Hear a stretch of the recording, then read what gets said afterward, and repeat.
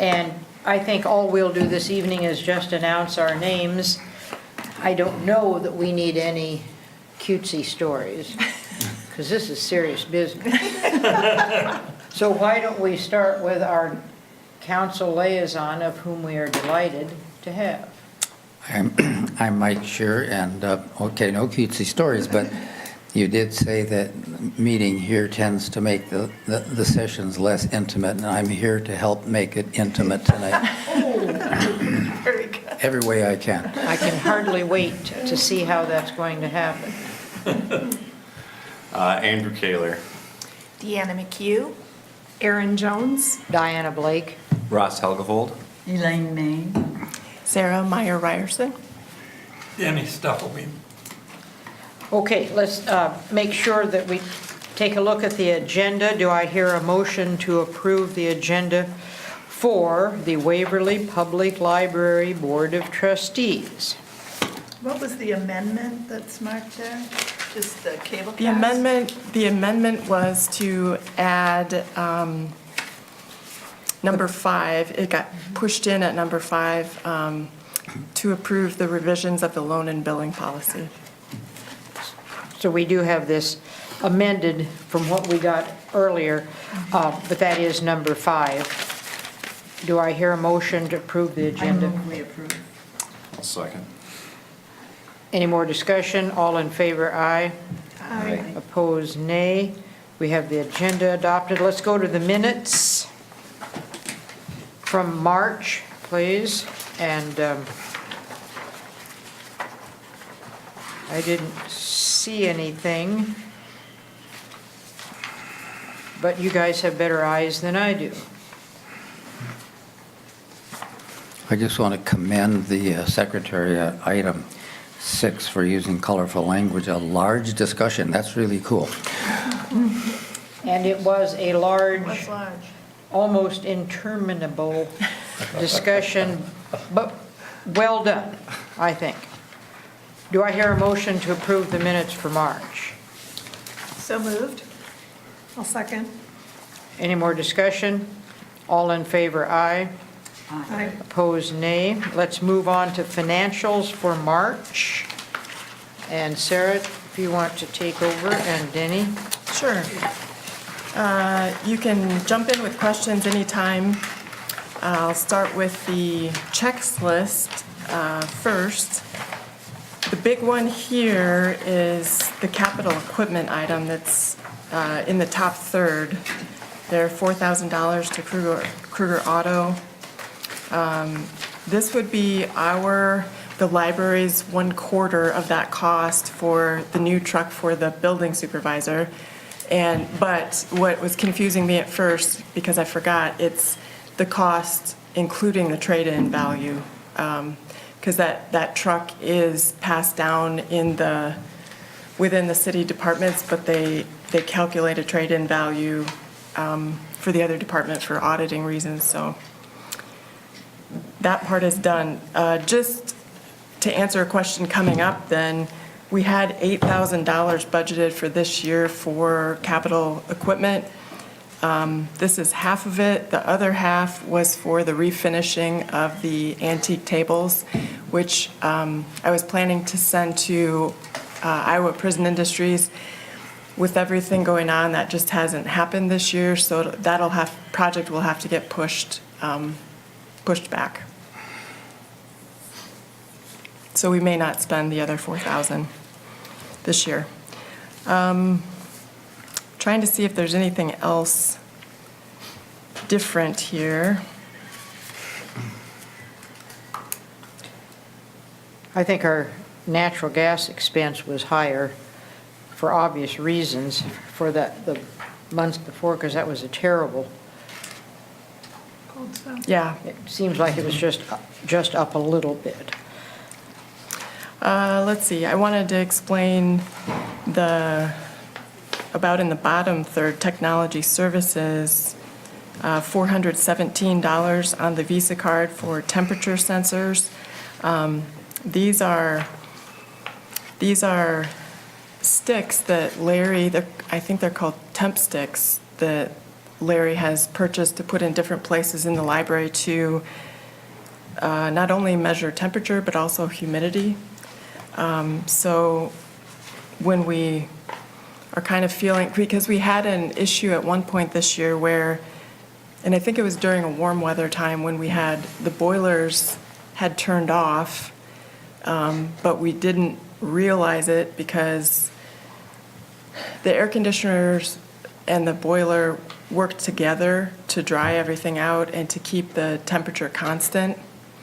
And when it was off, our humidity levels rose, which is a concern for a number of things. So this was just one way, in addition to our Johnson control system, to do kind of a quick look at what it is.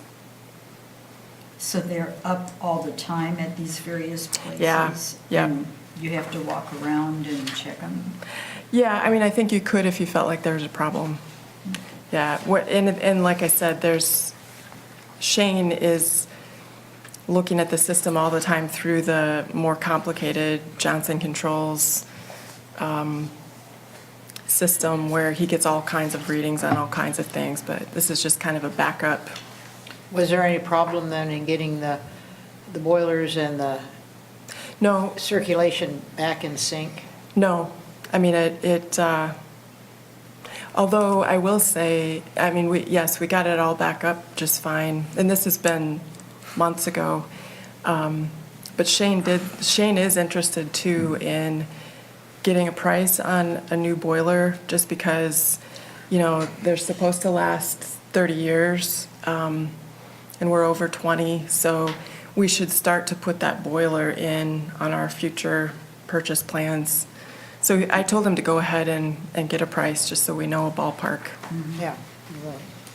What's Swank movie licensing? It's just above the temperature sensors. Yeah, there are actually two, and Denny, you can jump in here if I say something incorrect. We pay for two different movie licenses every year, and it basically covers almost all the movies that we might show for teen events, for family events. I'm trying to think if any of them, just for various things that we might show a movie for. It gives us the official right to show it to a group. Yeah, when I was with the school, we had to get these very same license, in Yeah, it's terms just of- the name Swank. Yeah. I wasn't familiar Exactly. with. I was actually wondering, I don't know this for sure, but there's an actress named Hilary Swank. And I don't Yeah. know if somehow she's got a connection, but yeah, it is an unusual name. So Sarah, is thermal paper something that the copy machines use? That's the map period. That's the little piece of paper that you get with your books that tells you when your renewal date is. Oh, So it's the okay. tiny printers at the Yes, circulation desk. Okay. Yeah, so it prints out a little different than you would Yeah. think of other types of printers. Yeah. Any more check questions? And then I had circled those things I had mentioned to you earlier on the big budget sheet, because we're basically 3/4 of the way through our Yes. year, and I see some columns where we have not spent a whole lot of money, and was just wondering what we plan to do with that by June 30. Yeah, we were talking before the meeting started that the lines that are repair and maintenance of equipment and grounds and repair and maintenance of structure, so 6310 through 6350, that we haven't spent much in those lines at all. And I think we've just been lucky so far. So we'll see what happens in the next 3 months, but we have had years where those amounts and then some have been spent. So I think we'll see if we get through a whole 12 months without using it. Otherwise, as we look down for the other items that we hadn't spent much of, technology services, which I think was noted last time, we've spent only 4%. There's a couple things there, and I've talked to Larry, our network administrator. He plans a that whole budget for that amount every year. And yeah, I know that he has a number of licenses that are coming due yet that he had budgeted for, and it's kind of poor timing to have them come at the end of the fiscal year. It would almost be better to come at the beginning, so you're looking at the actual amount that you have to spend. But that will be a good portion of that. And then he's got some other plans for equipment that water falls into, you know, as other equipment is moved to a different place, he'll put in new equipment. So he is going to get on ordering those now. It seems like we talked about the microform line before too, but I can't remember Yeah. where we ended up spending. Yeah, so that line is really considered part of the library materials section. So probably because that's how we count it for the annual survey, that we kind of think of those lines as all together. So library books, 6520 and down, periodicals, microform, and media, all are library materials for the public. So the microfilm, we usually have $400 budgeted each year. What that is it's microfilming the Waverly newspaper for the previous year, and I think the year before that, we didn't get it done, and so this year, Jillian had asked if we could catch ourselves up and do 2, and I said sure. So we have carpet cleaning, which is in the miscellaneous contracts, $64.99, that we haven't spent yet. That is usually scheduled for the first Sunday in June, because that would be the first Sunday that we're not open for the summer season. And that way, the carpet cleaners can come in on a Saturday night and work until they're finished, and then have the whole next day for drying. They bring in their fans and everything, but then that kind of cleans everything from winter and gets us all ready to go for the summer reading program. If we don't have any more questions on the large budget sheets, how about revenues? Okay. One more thing I'll mention, in the reserve account, so the second page of the big spreadsheet, is just that we also still have Enrich Iowa money to spend, which is our allocation through the state library, and that is a little over $10,000 that we will have to spend. And so usually by this time I bring you a proposed budget for that, so we'll have to be doing that quickly too, just depending on what our needs are at this moment. It has to be spent by June 30, doesn't it? Yes.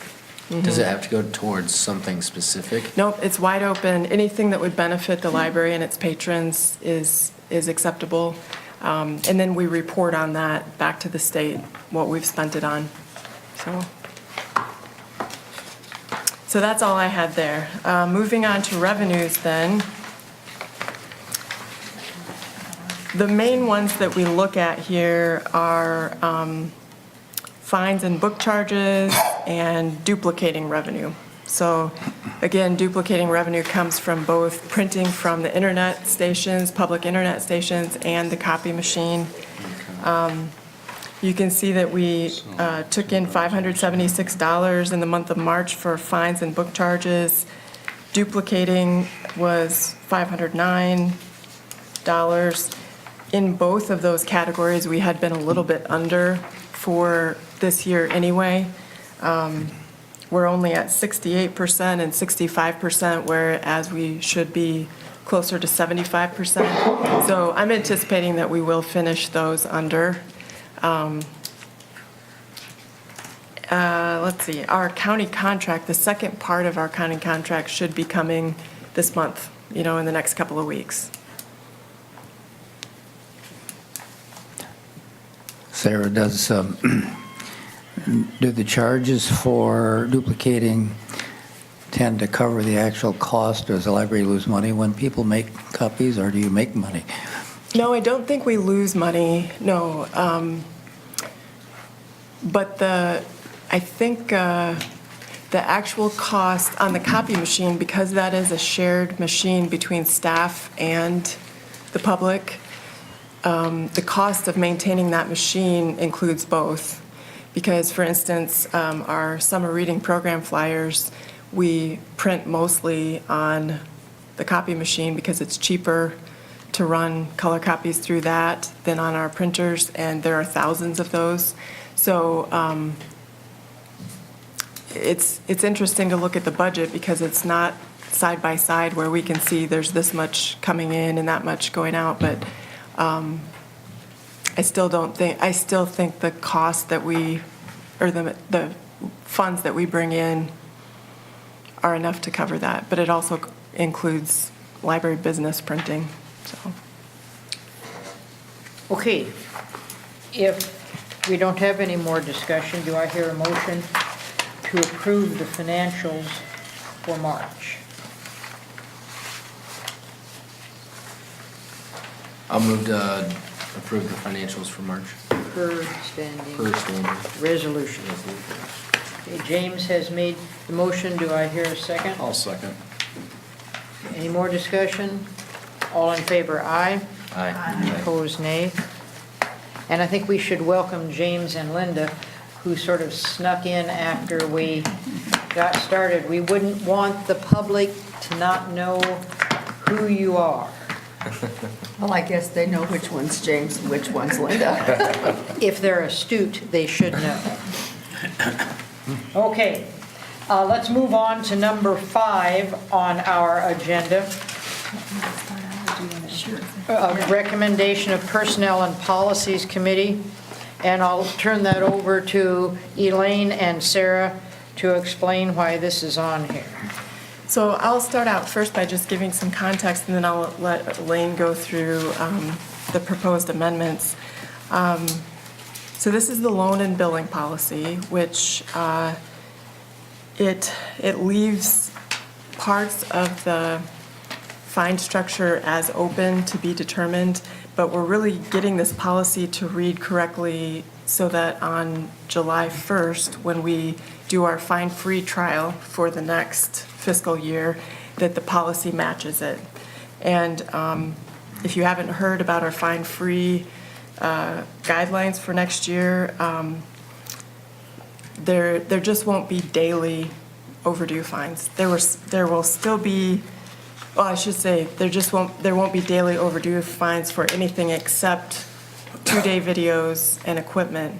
All the books, all the 7-day videos, everything else just won't have a daily fine. All the research we've been looking at says it doesn't have, the daily fines don't have a significant impact on when they come back.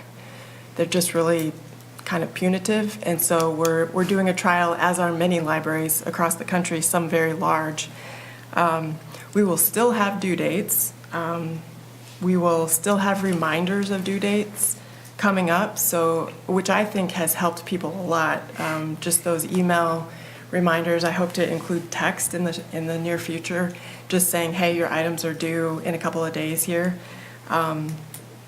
We'll still have overdue notices, just no fines, and in the end, after 60 days, we'll still have charges for items that are lost or damaged and don't come back. So the deadlines for those things aren't changed. It's just the day-to-day collecting of 30 cents here and 30 cents there that won't be happening. So the library has a policy on library loans and billing. And so that policy had to be adapted so that it would coincide with no daily fines. So the things that you see listed are, like the first part says there are no charges or fines for borrowing library materials, provided the materials are returned to the library, period. And it doesn't talk about a due date. Renewing library materials can happen. Overdue library materials may result in charges because of the fact that if they don't come back and the person is fined, then there would be that charge, but they may not have to go that far. And the last part took out the part about overdue fines. And we should mention too that the policy is what the trustees pass, and Andrew and Jim Jansen and I meet as the Personnel and Policy Committee, so we've worked through that. And let's see, what else was I going to say? Oh, the policy then has procedures attached so that the staff know what they're asked to do as far as getting materials back. But the procedures as to having these email reminders or a letter or whatever to get materials back are governed more by the staff and not by the Board of Trustees. So they take care of the procedure. So Personnel and Policy moves that this library loan and billing policy be revised as you see in front of you. Since this came from committee, it does not need a second. Do we have more discussion, opinions, anything? Looks like it's been well discussed. All in favor of the revised policy, say aye. Aye. Opposed, nay. It is done. Good. Thank you very much for going through that. Okay, let's move on to number 6 and talk about our strategic plan.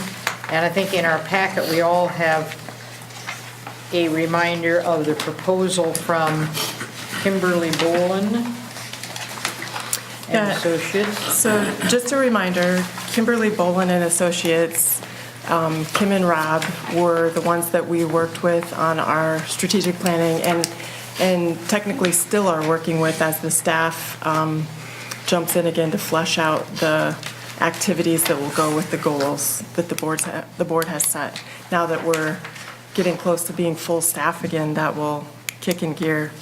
I do think, so this step really would be, as they describe here, it would be developing plans and cost estimates for rethinking current spaces based on the things that we wanted to do and the problems that we identified in the strategic plan, and exploring preliminary options for capturing the exterior corner spaces. So we'd end up with 2 floor plans illustrating the best options for evolving the building to best meet community needs. And it would be, a floor plan for the current floor plan we have with things rearranged or things made movable to accommodate our purposes. And the other floor plan would be if we were able to enclose the patios and use that space. They would also do cost estimates for if we were to take the next step, just so we had some ballpark idea of how big of project we were talking about. And as part of that, the shelving requirements, because one of the basic pieces of information they looked at when they were here was our collection analysis, turnover rates for different parts of the collection, and which is how many times does a book go out, and how big is your collection, and how does that compare to, an average collection of libraries your size, and would it be beneficial to weed that collection down, which means you could reduce shelving, which I think is the case with our fiction. And there may be some other areas that they would advise adjusting, but we'd get more detailed information on that. I do think it makes a lot of sense to go with this same group. One, because we seem to work very well with them before. I feel like The public responded well to them. I think our session with the board went well. The meetings with the staff went well. And because they did all the data gathering with the strategic plan, with the public meetings, the public forums and everything, they do really start out this project ahead. And they, when you look at what would be page 8 of their proposal, that item number 2, community input, I don't know what the cost of that normally is, but we get to skip that step because we've already done it and we've already done it with them. So they've got all that data and they know how it was collected. The comments there about access to a CAD floor plan? Yeah, I haven't explored that entirely yet. If it's, I know what we do have is these large floor plan drawings, which I imagine were printed out CAD drawings probably at that time. I don't know if they exist digitally, and because I don't have a digital copy, because our architectural firm doesn't exist as a unit together anymore, I'm not sure if we can get that. But I do know that we've got the paper, the rolled up paper, large floor plans. So at least that wouldn't have to be entirely recreated. Yeah, I noticed that creating the full-on CAD from the PDFs was a little bit more. Yeah, yeah. And if you were wondering about their hourly rate, this was the same hourly rate that they offered us last time. They explained to me when I asked this question last time that they often adjust the rate for smaller libraries, and we are probably one of the smaller libraries that they work with. So that's why we're allowed, that rate. Discount, right? Now, as far as how to pay for this, so maybe we want to look back at our big spreadsheet, our big expense spreadsheet, and see that, where is our line for consultant? I think it's actually a grayed out line 6490. And we've actually paid all of those bills. That paid for the strategic planning, the first round. They did issue a credit memo for $800, which they will pay back, and I will remind them of that again. I've been getting reminders about it, automatic reminders about it, that they are just, our finance director has asked that they just cut a check for $800 back to us. That's going to be the cleanest method. And so we would be, if we went forward with this, we would be approving basically $13,500 plus expenses on the high end of things. These aren't exact amounts, but so ways to pay for that. Well, my first thought is that we do tend to spend a good portion of our state library funding on materials. But part of that $10,000 some dollars from the state could be used towards this, and that would go a long way. I'm not sure at this point in time, at mid-April, how soon this work would start. Maybe they could start, before the end of June. If they couldn't start until after June, we do have money allocated in the 1920 budget, which I looked at again today. That same consultant line, you may remember, I left in $9,500, not knowing what this next phase would cost. So that doesn't take care of it, but it would get us a ways next year as well if we started this process after July 1, which maybe makes the most sense, considering we won't be done fleshing out the goals or the specific activities that go with the goals. But to get ahead of that, might not be a bad idea either. And I suppose, saying that all out loud, if we used the state library money that we have allocated this year that needs to be spent by the end of June, that 10,500 or whatever it is, we could pay the remainder of what we owe to them out of next year's budget, because it usually gets paid in payments anyway. And I'm sure it would be a process that would take a few months. So it probably would ride the 18-19 year and the 19-20 year. So The high-end estimate of 13.5, like you were saying, Sarah, that would be less the 800 that they, No, the credit that actually, they owe us? no, we were going to keep the 800 entirely separate from this agreement, just, and I think Jenny, the finance director, was also thinking fiscal years too, that just in case this didn't come until next fiscal year, we would get it all squared away, that $800 had already come back to the city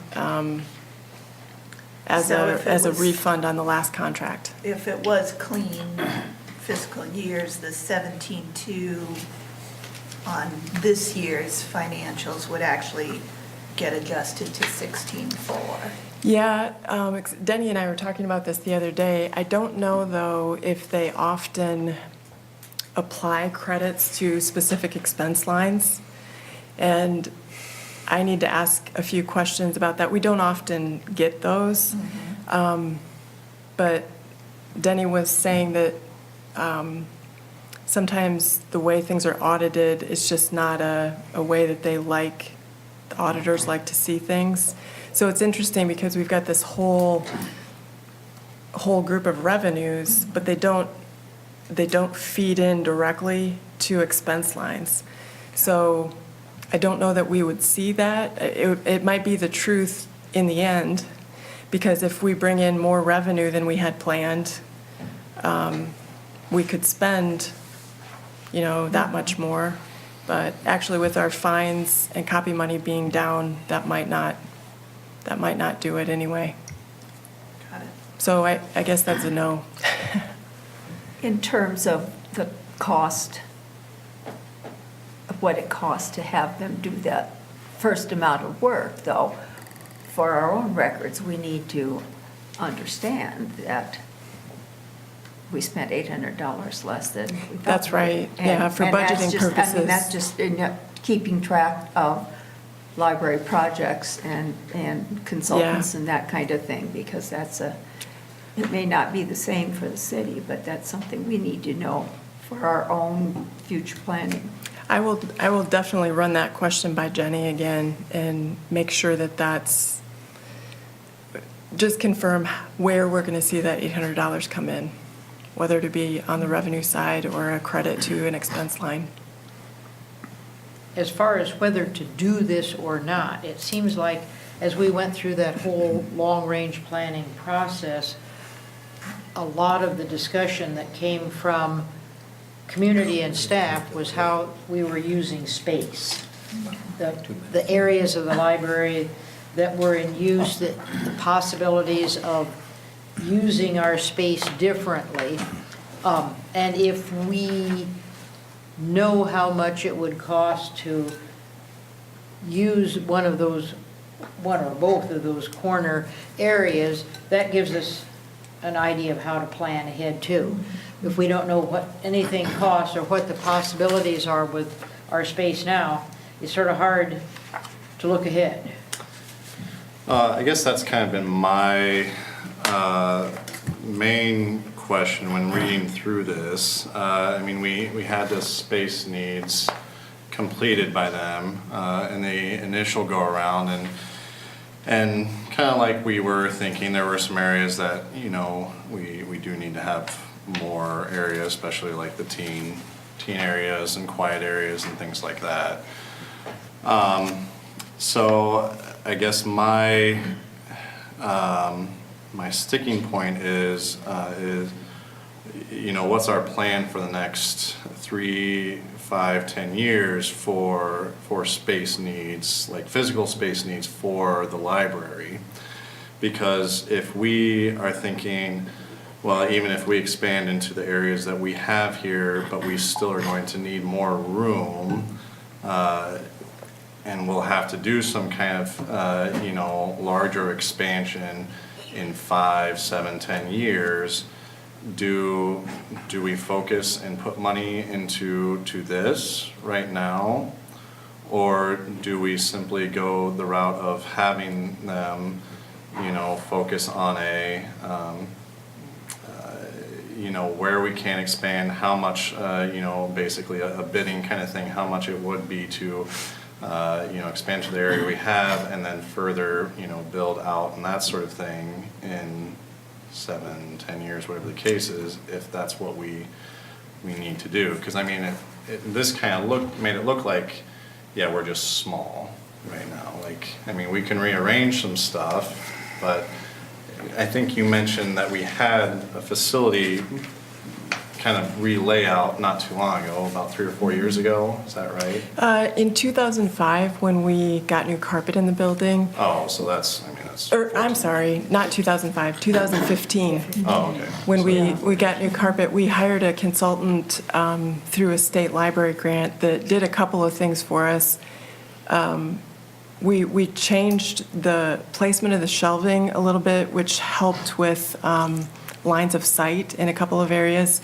And we were able to, he looked at the collection too, since shelf space affects this issue. If you're able to take out one section of shelving, he was able to clear enough space in that far southwest corner to make a little teen area, so that was the very first that we had a separate teen area. So that was accomplished in 2015. Okay, so yeah, I guess, my concern would be, we have them basically do what we just did 4 years ago, and we say, okay, yeah, we can eliminate some shelf space here and that sort of thing, and get some more room for teen activities, things like that.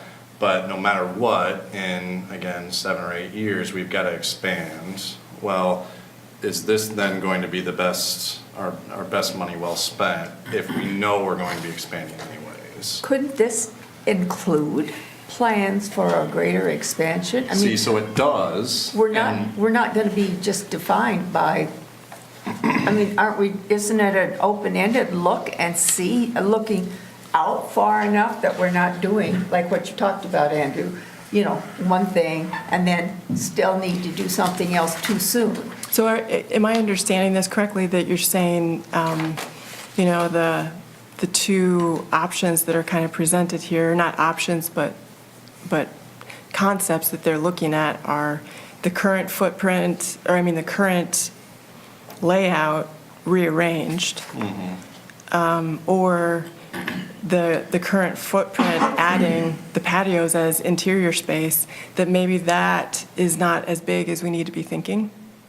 Yeah, I mean, well, because I think we've kind of talked about before in some of these meetings of, there's a possibility that we do need to expand the library to accommodate the expanding community and that sort of thing in the areas that are popular right now or that we see growth happening. So yeah, that's what I'm getting at. Just to make sure I'm tracking too, so in service category 3, like you said, their proposal would provide 2 conceptual floor plans. One, the amount of space we currently have reconfigured. One, looking at the expansion into the patio areas. And you're saying, if we do that now, is that just sort of a stopgap measure when there, could be a third concept, which is a more substantial expansion proposal? Well, I'm thinking a couple of things. One, the green packet of sheets that you held up that has some of our data related to collection. Was that entirely related to collection, or was that, I'm trying to remember. No, I think No, it it was, was, I mean, it was actual space. square footage It and was that sort of space. thing, but so it was just benchmarking against quote Yes. the ideal. And it really wasn't analyzed by them. We basically just got the data. Right. Without much recommendation. I know that the next step, and this was part of getting the $800 back, the next step would include some more in-depth study of that, where one thing they do is do some observations in the building of just how the traffic flows and where people set up shop when they come in, and, you know, maybe what the busy times are and what the busy areas are and what the conflicts for space look like. So I do know that it's more in-depth. I do know that our past consultant, that wasn't part of what was the scope of his project, so he really didn't. In fact, he didn't do a detailed analysis of our collection turnover rate or anything like that either. It was really, so I think we're getting more detailed. You know, maybe we could ask them before they define the scope of the 2 patios, which, as Ms. Blake has reminded me, when the building was first built, it was built with that in mind, that without changing the footprint of the building, there would be the possibility of enclosing 2 rooms there, because the roof is already over those spots. He does have a note, or there is a note here, in bold print. The assessment may lead to different options other than previously described. Previously described are reconfiguration without any expansion of space. The second one is reconfiguration using the covered patio areas. But then, you know, may lead to other options. I guess, are you thinking that we should be talking about other options if it looks like that would be necessary relatively early on? Well, I guess, yeah, I mean, We in a need way, to talk because. about it anyway. Yeah, I mean, my concern is just that, yeah, if, do we have any idea how much like square footage enclosing those patios would add? I can't tell you off the top of my head. Yeah. Okay. I mean, you know, if those were to give us, you know, basically what we know we're lacking in the teen area and the quiet sections or something like that, and then, yeah, we don't really have to consider expanding the footprint of the library for another 20 years, okay, well, then this is kind of a no-brainer. But what I'm saying is, is it worth it to go through this process if we do realize, because of some of the data they've given us, that yeah, we do need to add, 40,000 square feet of library, in the next 10 years. I mean, maybe to both of what you guys are saying, we mentioned to them that in that service category 3, as they're developing the 2 concepts, if it becomes pretty obvious to them that a more substantial space need is ideal, then, maybe we want them to bring that forward sooner rather than later in their activities and determine. I think they could help us determine that, whether we're thinking too small. And I'd like to throw out the option too, that maybe the meeting room situation should be analyzed as to what the needs of the community are as far as how large the meeting room should be and what ours are, because we sort of grandfathered them in based on the fact that we had the Iowa communication thing set up in one. And then we've got the big lobby, and the Friends are outgrowing their space for sale and are doing a bang-up job with what they've got.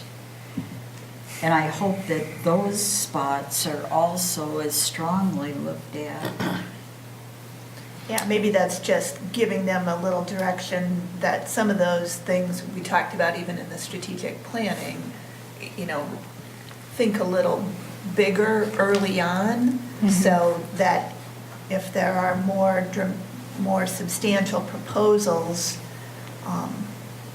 that we think those through sooner rather than later, before we kind of go through a lot of little stuff only to come to the conclusion that's not going to meet long-term needs. So is it possible to get a plan that would have stages?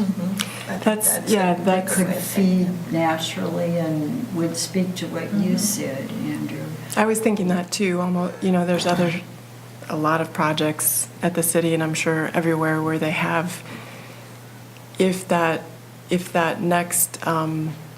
patios were enclosed, that might be phase one of a project that would have been built, with making it as easy as possible to go to phase two at some future point, and it could be looked at that way.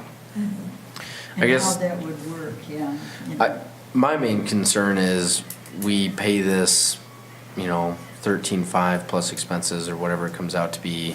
They assess our landscape and say, hey, yeah, you need more space, like they already did. And then they propose all these projects that are kind of out of our budget range for a while. And then it kind of gets out of that time frame where, our long-range planning really is, 5 to 10 years out. Well, if we can't complete everything by 5 to 10 years, is this money well spent getting that done when we might actually be looking at needing another one?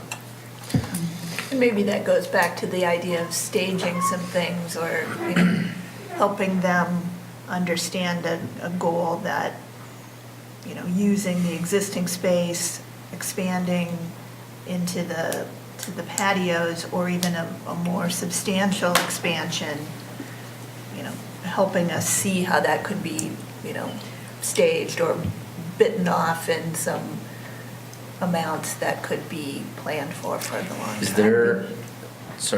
Is there a way that we could get maybe a contractor to see what we'd even be looking at, to see how much closing in one patio would be? I think that's part of That's this. part of what they're That's doing. part of this proposal. Well, instead of just diving in 14 grand into this proposal, I'm just throwing out, like JD Builders, if they came out and gave us a quote for what it would even be, I mean, we already know we need the space. If we could maybe reallocate those funds that way rather than doing it this way, I guess. I see what you're saying. I mean, if we feel like we're heading in that direction anyway, my thought is that these folks know, our consultants know what our goals were that came out of the strategic plan, and how we can use the space to meet those goals, and different options of how we could rearrange or use the new space again in a way that would be most efficient in meeting all the needs that we had identified. And maybe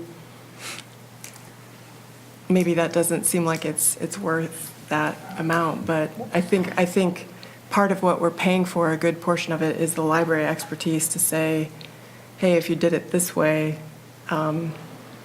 you could have space for this one thing that you were trying to do within what you've got, but you could use this space for this, that would meet these two needs.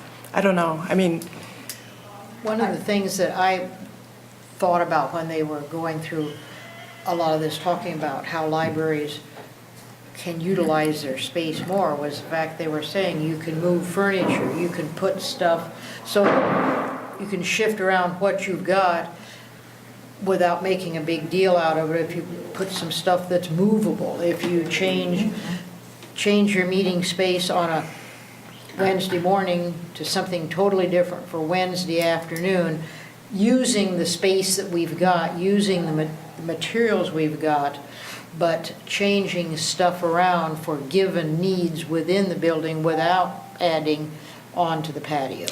and I think that's part of what they're proposing doing here. One of the options will be showing how that could be done, which that I'm almost certain would involve some different shelving in different places that would be mobile, where we could push it around and rearrange it based on making space for certain activities. I agree with Andrew, it was just a short period of time ago that we talked about, redid some space, but I've also seen in those 4 years, 5 years now, that the way our library is operating is really different in that short period, a lot different in that short period of time than one might expect. Things are changing rapidly in the way the library presents services and in how people expect to use the space and materials.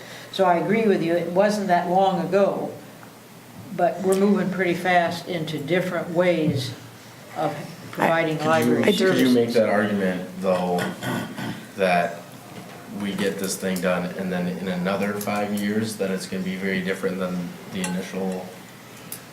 One wouldn't know, because I didn't know 5 years ago how things were going to be. It was sort of amazing when we turned those shelves and how everything changed.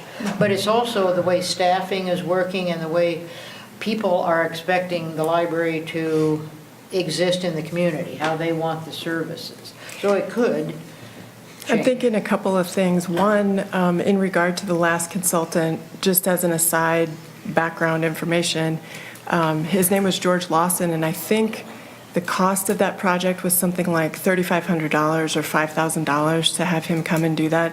It really was very limited information gathering. It was mostly because we were going to have to pick up every shelf anyway to move for the carpet. So if we were going to pick it up and move it, we might as well move it back to a place that was more advantageous to what we were trying to do.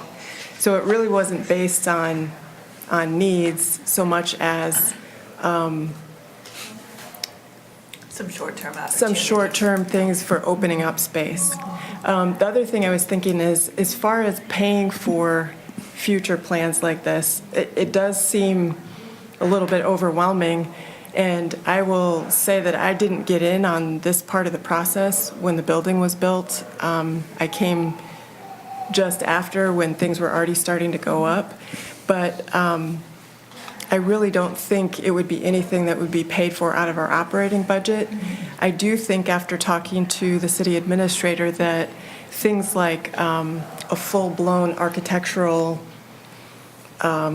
drawing concept, that those kinds of things are commonly paid out of city capital projects budget, and the library would be included in that. So they do that for other departments, and something like that would be covered. I mean, depending on the scope of the project, there might be other things that would be covered.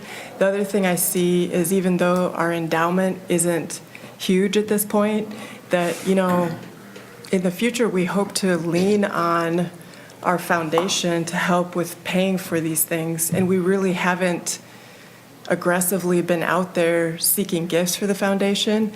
I think, and this is a maybe, but I think it would be possible that we could seek out gifts if we had a specific project that we were raising funds for. Seems like I had one other thing. I'll think of it later. Well, not to pinch pennies or anything, but can we say we want what you can give us in the low range of expenses rather than the high range? That we want information, but we don't necessarily need to know everything you know. Well, I'm there's trying to- some detail in here. I went through and marked some of the things, plus, meaning definitely we want them to do it. Negative, I don't know if we need them to do that for us or not, because some of us have been through some of that. And X means like, well, yeah, helpful. And so I think there's some detail work on, like style of furniture, furnishings, whatever. I mean, we managed to do that with a combination of old and new and different, and I don't know, there was a relatively local interior person that worked with us, and so, I understand what you're saying. we got to go into it looking at how we can best serve all of our populations and their needs. And that, I think, has to focus on the main part of the library at this time. The meeting rooms, it's like almost, and the lobby, it's almost like a different wing. And so, because I don't think we talk to them particularly about meeting room needs and so forth. I think that would be included in this plan just because, Just to a degree, but I don't think that, as far as them suggesting other ways to use it that might be yeah, that might be. more efficient. Yeah, I don't know how that goes, because I know sometimes they have two things going on at once, even in the daytime, so we'd need to assess how we're currently using it. But I think the thing that we need is knowledge and information based on our situation. Well, when we mentioned furniture and the interior design committee that worked very hard on the current building. And for free. Yeah, and for free.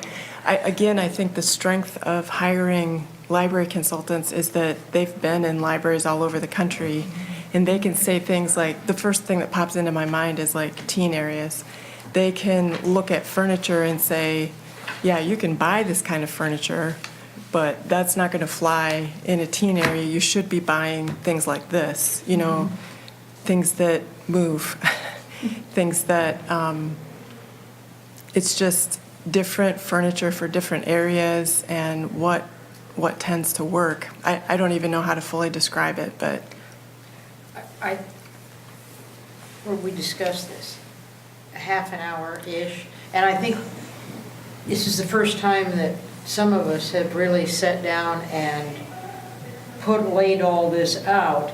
It would be nice to be able to rush into this, but I don't think we need to rush. no, we don't. I also remember that we started discussing buying free libraries in August and finally made the decision in March.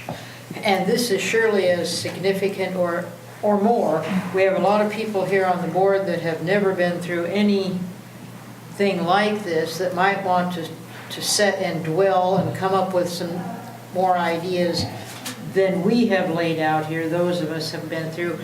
So what about We can taking this definitely, into next month? Yes, we can definitely do And everyone that. coming up with ideas, not being in a hurry. If they're going to give us a discount, I don't think we want to lose our discount just because we're diddling around. No. But I think we want to think also. I talked to Rob about the 60-day limit on this quote, and he said it's fine if we extend that's not a big deal. They would hold these numbers. I do think they were a good company. I think they gave us a lot of information of all the long-range plans I have been through. It was probably the best company involved, and we can launch off from there. We just want to make sure where we want to launch. Yeah, we can ask more questions. I don't think it'll be a problem at all to give it another month. Come to back look with at. some more information. Yeah. And some of the younger people here on the board looking at the library perhaps in a different way, or looking down the road at a different future, a longer future, can come up with some ideas too, that 20 years from now I won't be here, but maybe you guys will be. And the way never you're, know. you guys will be really sorry if I am. You're still going to be raising kids, Andrew. So I think that's my thought, just as I hear the discussion and as I went through all this material and thought about it.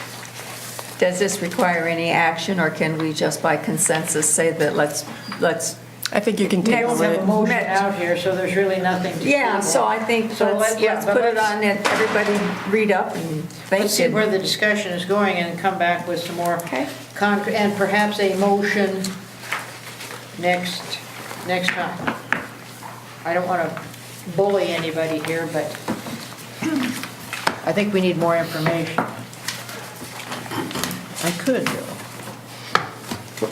Okay, let's move on to item 7, reports and upcoming dates, and talk about our new staffing updates.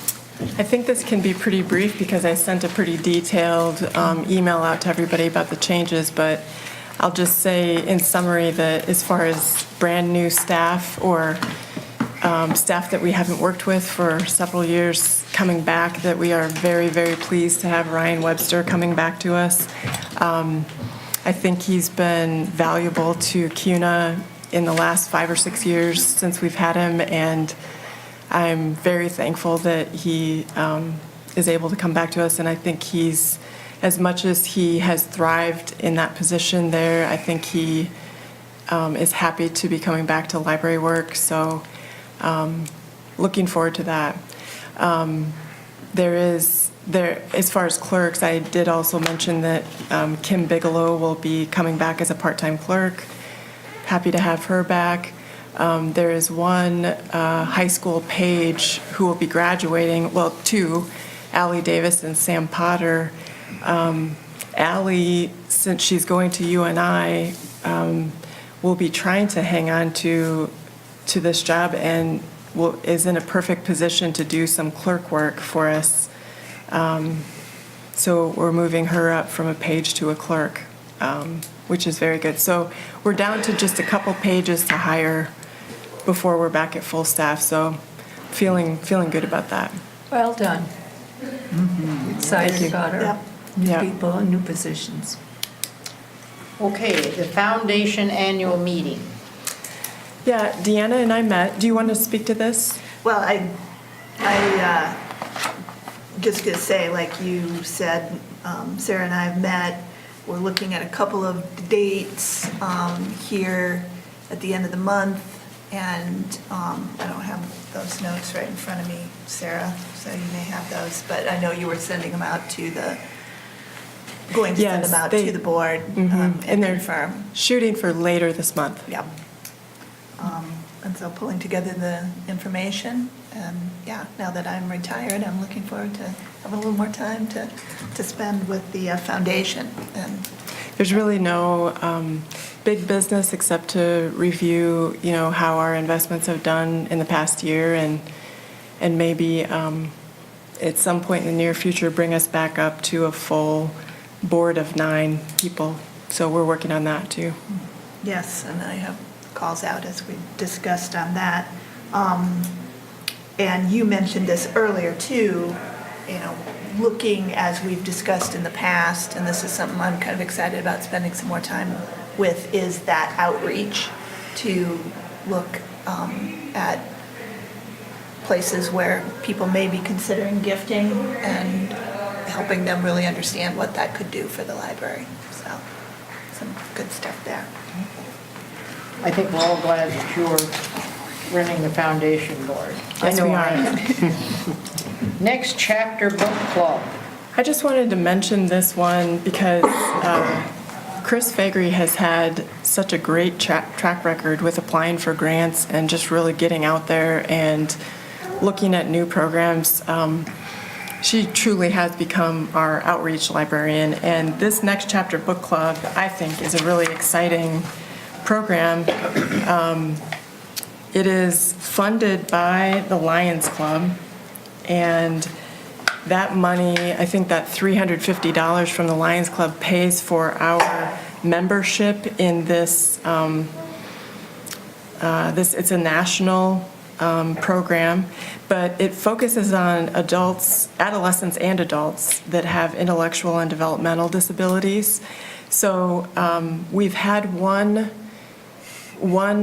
session already, and it went very well, but we invited North Star community to be involved and talk to them ahead of time. The staff there seemed very excited. They brought 4 individuals from their organization over, and then Chris and Bethany led, a book discussion where they go around and read out loud if they'd like to, and there are questions asked, and just it helps these folks be involved in an activity that they have some literature, they have some social interaction, and it's, as Chris pointed out, it's really a group, a population that often gets overlooked when it comes to programming in a lot of areas, and so I think it's absolutely wonderful. Yeah, so I'm very How do we excited. find out about things like this? You know, That's Chris neat. is very active on, there are library Facebook groups out there that are just for like program ideas. There are blogs, she's just out there watching what other people are doing and kind of snapping up ideas, and this one just seemed to really fit in our community. So, Great. Grants received, that looks promising. yeah, so yeah, of the things that Chris has been working on, of course, I think it was about a year ago that she got that STEM grant, the Ramps and Pathways grant from the Iowa Governor's STEM Advisory Council. She's currently working on, has some very good prospects, we hope come through with the Waterloo Elks Club. Also, the Reach Out and Read, she's now working with the head of the Hospital Foundation, that they're, have some really good leads on getting money to fund that program in all of the doctors' clinics in Waverly.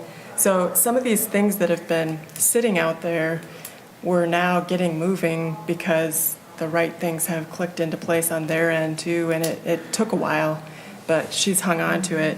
So the latest one, in addition to this Lions Club grant that allowed us to start the Next Chapter Book Club, is that she received for the library a $750 grant from Walmart, which will almost entirely pay for a program that we're going to roll out with the summer reading program. And it's called Iowa Libraries Adventure Pass program. And basically what it is a 4-person pass. So it's a free pass to places like Blank Park Zoo, the Grout Museum. There's a number of other Iowa learning attractions that we will have the passes to that they can check out from the library. And it will basically allow a family of 4 to go for free, aside from, their own travel costs and all. And if nothing else, if it doesn't cover all of them, at least it will reduce the cost significantly. And it's kind of a neat thing. So that Walmart grant will be paying for most of that, and we're really appreciative of that. So again, another win for Chris Fagry and for the library. How That soon will is that roll out? For summer? This summer? I think we're going to roll it out this summer already. Yeah, I yeah. read about it and I thought, oh, what a good thing if we would do that, not knowing that Chris was already on Yep, it. she's on it. Oh, it just sounds fantastic. Yeah, yep. Which leads us right in to summer reading program. Yeah, I'm going to go up to the presentation machine here just for the viewing audience and show you the brochures because they have great visuals on them. There will be an adult summer reading program brochure coming out soon. That has gained more and more registrants over the past few years because it's a relatively new program, but something that some of our patrons asked for, so it's been great. Yeah, and that's kind of the last item I have.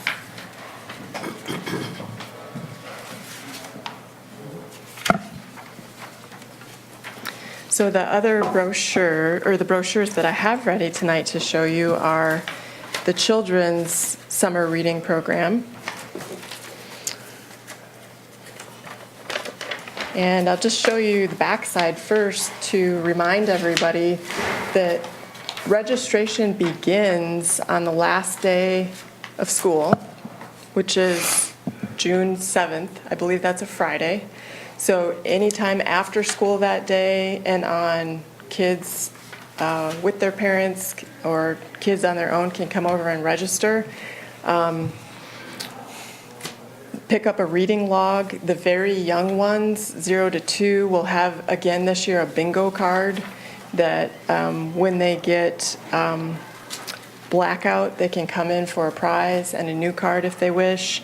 The children 3-year-old through 4th grade, there are spaceships because we have a space theme this year. There are spaceships for them to mark off for every 30 minutes they read. And after completing a level, you'll get to come in for a prize. And, you know, the Friends, another shout out for the Friends. The Friends pay for a lot of these incentives that we hand out to the kids. And they may seem like small things to us, you know, a bouncy ball or a rocket eraser that you can fling across the room, those kind of things. But we've been told by kindergarten teachers. I had one tell me, you know, I don't know why it is, I don't know why it works this way, but you offering incentives for this reading, however small it is, a pencil, a pin, whatever it is, it really works. So the kids are excited for that incentive.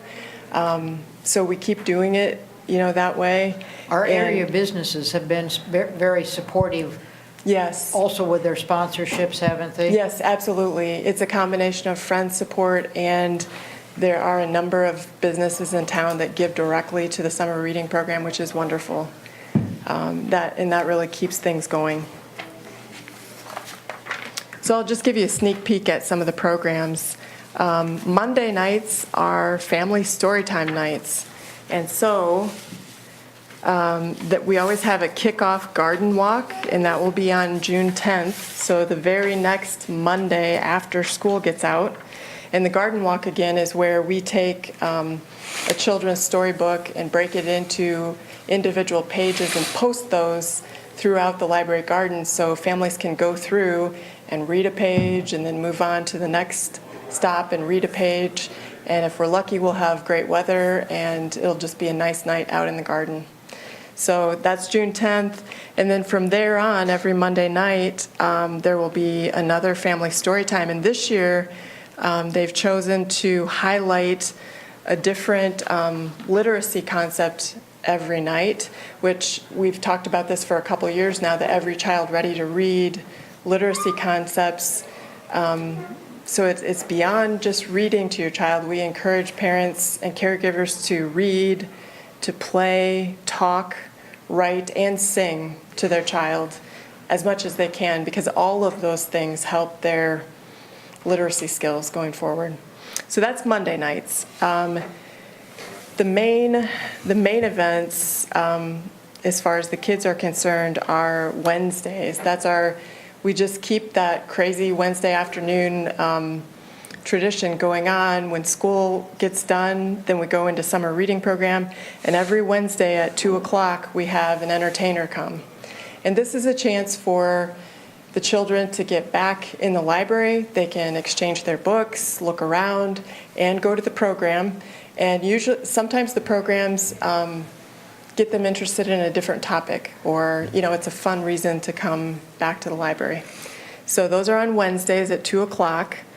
Then there are the regular preschool story times and toddler times, and then another summer extra program that we have, and that's on Thursdays, is the Read and Feed program, where Sue just walks out onto the library lawn, on the south lawn there, kind of on the west side, close to the gardens, and everybody sets up blankets. And this is kind of an all ages kind of thing. Usually the people who come bring kids, and after they eat their lunch, Sue reads a story or two or three to them, and it's just, again, if the weather cooperates, it's just a really nice event outside. If the weather doesn't cooperate, we have it inside. So that is the children's program. Here is the flyer for the teen summer reading program for 2019. Emily McClyman put this together. She's got a very good sense of what is exciting to the teens.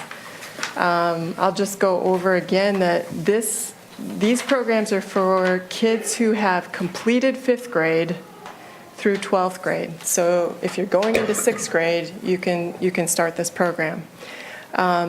Again, you can register the last day of school, after school, or after. This group earns prizes for every 4 hours of reading that they do. So we're extending that time a little bit. They have programs on Tuesday afternoons and Wednesday evenings that they can attend. I also saw that she's, well, I should say that the grand prize, which the kids request every year, is the overnight lock-in. It's crazy to me, but there is something extra special about staying overnight at the library all night, and kids will read and read and read to win that. So, and I see she's doing a new program, which is kind of interesting. It's Chips for Six. So the kid can hang out in the library and read a book that the librarian picks out. They have to just read it for 6 minutes, and then you earn a bag of chips. So another little incentive to, and I can see that as being a really good incentive, especially for reluctant readers who, they may feel like they have a hard time reading a whole book, and maybe they realize maybe they were given something that they actually end up being interested in, and maybe they'll read a little bit more, but it gets them started. So yeah, Tuesday programs are at 1 o'clock. They're building rockets. They're making book art with paper. They're building solar systems. They've got another puzzle competition. They're eating dehydrated ice cream like the astronauts would. And then there's spray paint galaxy art, which I really hope is an outside event. We'll see. Yeah, that's cool. And then their Wednesday programs are after the library closes. So at 8 o'clock on Wednesdays, after our crazy afternoons, the teens take over. And the campfire and s'mores was a huge event last year. I could not believe the photos I got back and all the kids that attended. It was great. Tie-dye has been a popular event in the past, and they do try to do that on the library lawn, which is great. Glow-in-the-dark games, laser tag. The Grout Museum District is bringing in a Star Lab indoor stargazing tent, July 10th. And then there's a lip sync and karaoke night. So we're also having a high school book club, and this is new.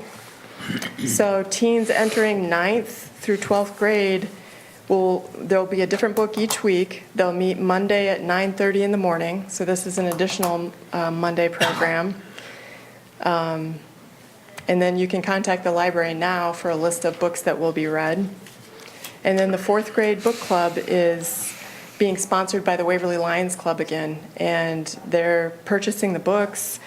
It lists the book there, Amina's Voice, and those are Monday late morning. Registration required because each participant receives a book that will be their own book then. So that's a lot of exciting stuff. I'll say. Wow. And I think, for the adult program, Bethany is now in charge of that, and since she's been on the job with that information services, adult services librarian position for less than a week, we're going to cut her a little slack since the brochure isn't out yet, but it will be soon. So that's all I have. Okay, I thank wish you I very was a much. kid. And let's look at the next item here on the agenda. This could be good for all of us. A week from tonight, at the Denver Library, there is a program that would be considered continuing ed for trustees, and it's 7 o'clock, and I believe it's being taught or presented by Emily McClyman, our own teen librarian, and this meeting is in conjunction with the Bremer County Library Association, but getting in an hour or so of continuing ed for we board members, for us board members. What's the correct English? For us. For us, okay, us board members, for us, would be real easy to do. And so you might stick that on your calendar. I know it's one more evening, but it's close. And it will also support Emily in her presentation. I know I intend to go, so if anyone wants a ride, I'm going also. So. I would be. Time frame on it? Starts at 7. I'm sure it won't be longer No. than an hour. Yeah. Starts at 7. It's easy to find the Denver Library. Is the Bremer County meeting starting at 7, and then this is held after? Yes. Or Yes. No. And that county meeting usually takes about an hour. And yeah, so I suppose, I don't know how long they have the training slated for. But Emily's presentation is in conjunction with It's following. what's following, It's following. so we would have to sit through the Bremer County Library Association. Which you are welcome to if you want to, but I could try, you know what, I'll talk to Kelly Platty, the Denver Public Library Director, and find out if she has a specific start time for the training, because that should be possible for you just to come to the training if you'd like to do that. Oh, yes. Okay. Okay. Nothing against the Bremer County Library Association meeting. I have been to several, Yes, but I'm counting on, so I can't leave my house at 6:30 and do the meeting at 7 and come home. I have to wait till the, yeah, I'm afraid so. They have food usually. Normally pretty good Cookies, food. cookies, that may good not cookies even and do bars. it. You could read a book while you're waiting. Okay. Yeah, I can read about, okay. But then I would, of course, I thought they were going to be simultaneous because not all trustees want to go to the Bremer County meeting. So do Let we, us know what's going on. We Okay, have- I'll find out. do we Okay. know what Emily is going to talk about? Brain Fuse, Brain Fuse. which is Brain Fuse. a new Brain Fuse. product, online product that we have through the state library. So just about that online resource and what is available through it and how you use it, basically. So it'll be nice this year to have a different speaker on a different topic Yeah. and, Okay, keep that in mind. Even though it isn't starting when I thought it would, it's close and it's a way for us to meet one of our personal goals of having some training. And I think personnel and policies, you can read that. Anyone's welcome to attend any of these committee meetings. Any more discussion before I hear a motion for adjournment? Do I hear a motion for adjournment? So move. Second? Second. We are adjourned. Thank you, everybody. Thank you. thank you all for being here. Yes. This. Yeah. If the microphone is off, I have a thought.